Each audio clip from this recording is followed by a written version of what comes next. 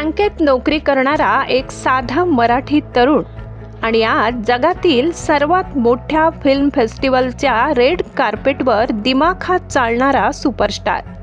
होय, वयाच्या 78व्या वर्षी अशोक सराफ यांनी पहिल्यांदाच कान्स 2026 मध्ये एंट्री करत संपूर्ण महाराष्ट्राची मान अभिमानाने उंचावली.